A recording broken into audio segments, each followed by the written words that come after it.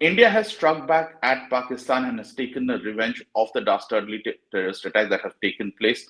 I'm joined by Shishir Gupta, who tracks the PMO for us and who's been extremely closely monitoring the situation. What is the latest that you can tell us right now, Shishir? What is happening? What are your sources telling you? What is happening right now is that Prime Minister Narendra Modi has been constantly monitoring the situation. The three chiefs CDS have been on on watching the skies across as well as the border situation. The National Security Advisor is monitoring the situation. I can confirm all the 9 targets have been hit successfully. I can confirm that targets in Muzaffarabad, that is terrorist infrastructure in Muzaffarabad, terrorist infrastructure in Kotli, both in Pakistan occupied Kashmir, and terrorist infrastructure in Muridke, which is of Lashkar-e-Taiba, that has been hit. Terrorist infrastructure of Jaish-e-Mohammed in Bahawalpur has been hit. They have all been struck by standoff weapons. They have all been struck by beyond visual range missiles carrying significant payloads as much as 250 kgs worth of warhead. We've seen visuals of panic in Pakistan, and even as we speak, there are reactions coming in thick and fast. What have you heard was the Pakistani reaction to this entire strike that India has conducted overnight? So Pakistanis obviously they will obviously retaliate. It's expected that they will retaliate, but the fact remains is that couple of things must be taken into account. First of all, India has not hit at any civilian or military target or any target, government target. India has only hit at the terrorist infrastructure, that same terrorist infrastructure that was used by the terrorists to target at Pahalgam. They to target the innocent Hindu tourists at Pahalgam. So the only retaliation one can expect is that Pakistan will try and target Indian military infrastructure like it did the previous time on February 27, 2019, after Operation Balakot. Right. So we've also been seeing some hectic international parlays which are going on. India has kept some of the top countries in the know of this. Marco Rubio was spoken into. Can you give us a detail about who all India has spoken to and what has been the diplomatic game that has been played here? You see, while the attacks were they started somewhere around 1:44 a.m. What has happened is after that, the National Security Advisor, External Affairs Minister S. Jaishankar were both up. They were both talking and briefing respective allies. I have clear cut knowledge that Secretary of State, U.S. Secretary of State Marco Rubio spoke to National Security Advisor Ajit Doval somewhere about an hour ago. He was briefed. Other Indian allies were also briefed. That includes UAE, that includes critical allies, France, some P5 countries would have been briefed, and they would have been given as to what India has done. India has openly issued a press release saying that what it has targeted. So there is no ambiguity about the Indian attack. So this has been seen as a measured attack which has taken place. What is going to be the playbook which would be used by the countries which are, in a way, we've seen supporting Pakistan, like China and Turkey and other countries? Are we going to see Pakistan again trying to take the support in reacting to them, or what is going to be the Pakistan's roadmap from here on? What is See, India Pakistan, expecting rather? See, Pakistan will definitely retaliate. But let me tell you, the attack is pinpointed. It's a precision strike.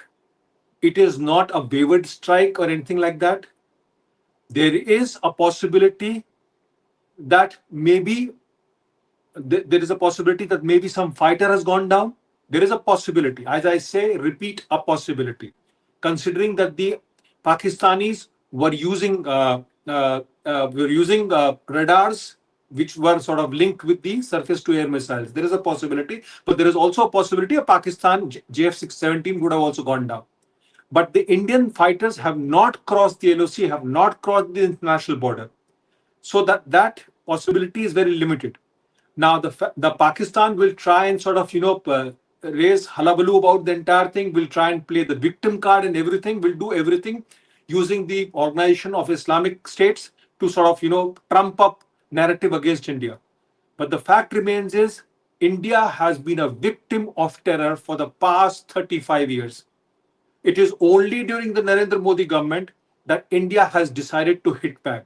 It did first in the surgical strikes in POK, then at Balakot, which is in the hinterland of Pakistan, and now the most significant strike is the strike on the Jaish-e-Mohammed camp at Bahawalpur, where Masood Azhar lives, and the strike at Muridke, where Hafiz Saeed lives.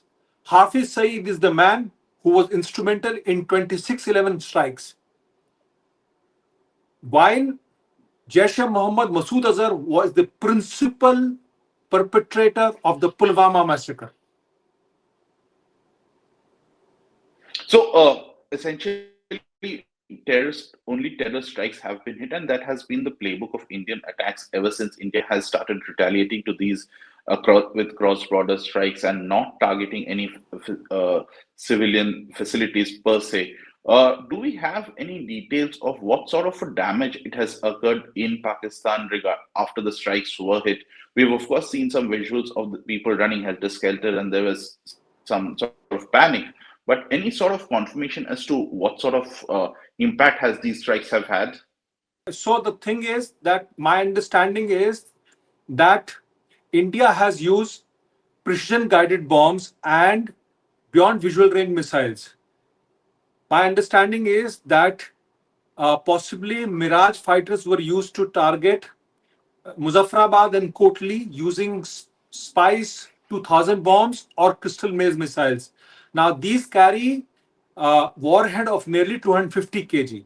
While in the case of Muridke as well as Bhavalpur, India possibly has used either the Scalp cruise missile or the hammer bombs, which were used, which are on board the Rafale fighters. Now, both the payload in both these devices is nearly 500 kgs. So the impact would be huge and humongous, and there would be And significant damage. Let me tell you, Shubhajit, today India has avenged the Sindoor of Himanshi as well as Ashanya Dwivedi. And that is the principal message of Operation Sindoor. so that was Shishir Gupta giving us a clear, detailed analysis of what the situation is. It's an ongoing situation. This is going to continue to unfold, and we will be coming back to you with latest updates in every few hours. And but from what we know is, just summing it up, India has struck inside Pakistan in nine locations which have been like the main hideouts of the Pakistan-based terrorists, and this is a precision attack which is only on the Pakistani terror facilities and not on the civilian or military activities. We don't have any further confirmation as of now as to whether any jets from Indian or Pakistani sides have been struck down or not. But this is an ongoing situation which is going to a lot of activities are unfolding at a breathtaking speed as we speak, and hence we will be coming back to you every few hours to give you the latest on the situation.